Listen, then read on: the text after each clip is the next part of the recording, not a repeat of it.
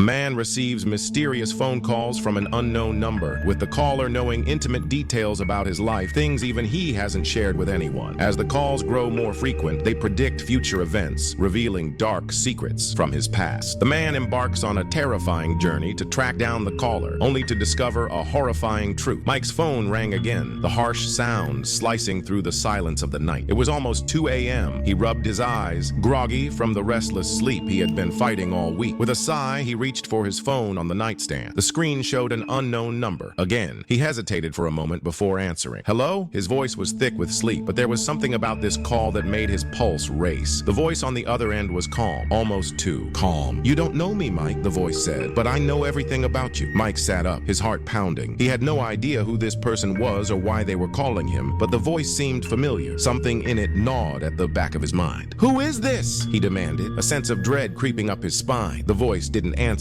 Instead, it spoke with chilling accuracy. Your sister called you last week, asking if you were still upset about the anniversary. You didn't pick up the phone. You never told anyone, did you? Mike's stomach dropped. He hadn't told anyone about the fight he'd had with his sister. He tried to shake it off. What do you want? He asked, his voice trembling. A low chuckle echoed through the line. To warn you, the calls didn't stop. Every night, without fail, Mike's phone rang at the same time, 2 a.m. At first, he tried ignoring them, but the nagging feeling that something wasn't right kept him up, his mind racing. The voice on the other end continued to know things no one should. Things about his past, his fears, and even his darkest secrets. You're thinking about the time you almost lost your job, the voice would say, catching Mike off guard. But you made it through, just like you always do. Mike's pulse quickened each time he heard those words. The caller knew things only he could remember, and each detail sent shivers down his spine. He tried blocking the number, but the calls still came. Different numbers, different areas, but always at the same time, and always with the same unnerving calmness. As the days passed, the tone of the calls began to shift. The voice seemed to predict small events in his life. His meeting with his boss, the flat tire on his car, his argument with his girlfriend. It was as though the caller knew his every move, his every decision before he made it. Tonight, you'll get a text from your mom, the voice said one night. She's worried about you. And sure enough, the message came through just moments later. Mike's unease deepened. This was no coincidence. One night, the voice on the other end of the line was different, more urgent, almost frantic. Mike had just finished a late meeting at work and was heading to bed when the call came. He answered it on autopilot, not expecting anything out of the ordinary. But this time, the voice was sharper. Its words weighed with a sense of impending doom. You're running out of time, Mike, the caller said, his tone low and insistent. Something terrible is coming, something you can't stop. Mike's heart skipped a beat. What do you mean? What's coming? He demanded, his grip tightening around the phone. The caller was silent for a moment, as though choosing his words carefully. You've been ignoring the signs. Things are falling apart around you, and you haven't noticed. Mike's mind raced. As he replayed the events of the past few weeks, his mounting stress at work, his strained relationships with family and friends, his overwhelming sense that something wasn't right. Was it all leading up to something bigger? You won't be able to outrun this one, the caller continued, a note of finality in his voice. And when it happens, you'll lose everything. Mike felt a chill creep down his spine. This was no longer just a prank. Something was about to shatter his life, and it seemed like he was powerless to stop it. The following days felt like a nightmare unfolding before Mike's eyes. Every prediction the caller made came true with terrifying accuracy. At first, he chalked it up to coincidence, until the small, unsettling events started to pile up. The voice had told him that his car would break down on the way to work, and sure enough, just as he turned onto the highway, the engine sputtered and died. Mike pulled over, swearing under his breath. Later that day, the caller had warned him about an argument with his girlfriend, Sarah. You'll fight tonight. It's been building for a while, the voice had said, its calm tone cutting through the tension in Mike's own mind. And when he and Sarah sat down for dinner, the words came out of nowhere. A harsh exchange about his work habits, his lack of attention, and his constant state of unease. It escalated quickly, just as the caller predicted, and they both left, the conversation angry and distant. As the night wore on, the caller's predictions grew even darker. You'll get a phone call from your father soon, the voice warned, but don't pick it up. It's already too late. Mike stared at his phone when the call came through, but it wasn't his father, only a voicemail with a chilling message. Mike, your mother's had an accident. You need to come now. Mike couldn't shake the feeling that he was losing control. Every prediction the caller made had come true, and the weight of it all was suffocating. Desperation clawed at him. If he could just find out who was behind these calls, maybe he could stop whatever was happening. He spent the next few days obsessively researching ways to trace unknown numbers. He downloaded software, contacted his phone provider, and even set up call forwarding services, hoping to catch a break. But each time the call came, the number was either blocked or masked, always untraceable. Frustration boiled over as Mike sat in front of his computer, his eyes bloodshot from lack of sleep. The calls were relentless, and each one seemed to make the situation worse. They weren't just random anymore. They felt personal, like someone was watching his every move. No matter what he tried, he couldn't escape the haunting voice. The calls grew more invasive, peeling back the layers of Mike's life in ways he couldn't ignore. One night, as the caller's voice crackled through the line, it spoke of his childhood, his estranged relationship with his father, the secret he'd buried for years. "You remember when you stole that money from your mom's purse?" the voice whispered. "She never found out, but you still haven't forgiven yourself." Mike's heart raced. How could it know that? He'd never told anyone. The guilt had gnawed at him since that day, a dark corner of his past he'd convinced himself he had moved on from. But it seemed the caller wasn't done yet. "Your father didn't leave because of work, Mike. He left because of you." The words hit harder than any punch. Mike felt the floor beneath him give way as the caller exposed his deepest, most painful memories, things he'd locked away for good. He was trapped in the caller's grip, reliving the past he couldn't escape. The calls began to take a darker turn. It wasn't just about Mike anymore. The voice grew more sinister, targeting his loved ones with chilling precision. One evening, the caller's voice came through with a quiet, unsettling calmness. "You're not worried about yourself, Mike, but what about Sarah or your mother?" Mike's blood ran cold. "What are you talking about?" he demanded, his voice shaking. The caller didn't respond directly, but instead described in horrifying detail how Sarah's car would break down on the way to her parents' house, exactly at the same intersection where Mike had once been stranded. "You can't protect them, Mike. I know them better than you do," the voice mocked. Each prediction grew more threatening. Mike's mother's health began to deteriorate unexpectedly. Sarah became distant, and his best friend was hospitalized after a freak accident. The calls didn't just predict, it seemed they were causing these events to unfold. Desperation turned to terror as Mike realized the voice wasn't just warning him, it was orchestrating his nightmare, one loved one at a time. Mike had reached his breaking point. His world was unraveling, and every attempt to escape the nightmare only pulled him deeper. The caller knew too much, controlled too much. He couldn't take it anymore. Desperate to end the torment, he devised a plan to confront the voice once and for all. He set up a trap, an elaborate scheme to track the caller's number. Mike stayed up all night monitoring his phone, the only constant in the chaos of his life. When the call finally came, he answered with a trembling hand, heart pounding in his chest. "Tonight's the night, Mike," the caller's voice sneered, like it knew the game was up. "I know you're here. I'm not afraid anymore," Mike said, his voice hoarse but steady. The line was silent for a moment, then a dark, familiar laugh echoed through the receiver. "Then you'll know the truth, Mike. You'll know everything." The voice was no longer a stranger. It was a ghost from his past, someone he hadn't thought about in years. Mike's breath caught as realization struck. It was Ian, the friend who had died in a tragic accident years ago. Someone Mike had blamed himself for losing. Mike's mind raced as the revelation sank in. Ian. The name echoed in his head like a funeral bell. Ian had been his closest friend until that fateful night. An accident, a reckless mistake that Mike could never forgive himself for. Ian had died, and Mike had buried the guilt deep inside, telling himself it was just an accident. But now, here Ian was on the other end of the phone, haunting him. "You don't remember, do you?" Ian's voice was laced with bitterness. "You never took responsibility, Mike. You never even told anyone the truth. I've been waiting, watching, and now it's time for you to face it." Terror gripped Mike's chest as pieces of the past snapped into place. Ian hadn't been angry at the time of his death, but now, the unresolved pain and Mike's own guilt had twisted Ian's spirit into something vengeful, something that wouldn't rest until Mike paid for his sins. "Why now?" Mike gasped. "Why come back?" "Because you need to remember, Mike. You need to suffer, just like I did." Mike's world spun as the truth settled in. He wasn't just being haunted by Ian's ghost. The caller hadn't just been tormenting him. It had been guiding him towards something far worse. The words echoed in his mind. "You need to suffer, just like I did." Suddenly, Mike understood. The disaster the caller had warned him about wasn't something that was coming. It had already happened. He had been dead this entire time. The strange phone calls, the eerie predictions, the growing sense of dread. It wasn't Ian reaching out to him from beyond the grave. It was a manifestation of Mike's own guilt, dragging him through a final, endless nightmare. He had been dead for years, ever since that night. The accident wasn't Ian's death. It was his own. Mike's vision blurred as the line crackled one last time. "You're already lost, Mike. You always were," Ian's voice whispered, fading into the static. And then there was nothing but darkness. As the silence swallowed the final words, Mike's world dissolved into an unending void. The phone call, the voice, the relentless torment, all of it vanished, leaving nothing behind but an empty room. The weight of his guilt hung heavy in the air, the final confirmation that he had been trapped in his own hell all along. No one would ever know what truly happened that night. No one would understand the torment he had endured, the unseen chains that that had bound him for so long. As his story faded into the darkness, he became just another whisper in the wind, a shadow that no one would remember. But somewhere, in the cold corners of the world, the echoes of the night still linger. The voice that had once called out to him now whispers to others, waiting for the next victim to face the truth they too have been running from. In the end, Mike learned the hardest lesson of all, that some ghosts never leave. They just wait. If you enjoyed this chilling story, don't forget to hit that like button and subscribe for more spine-tingling tales like this one. Leave a comment below and let me know what you think. Did you see the twist coming? And if you're brave enough, share this video with a friend to see if they can handle the suspense. Turn on notifications so you never miss out on a new horror story. Thanks for watching, and remember, the night is always watching. See you in the next one.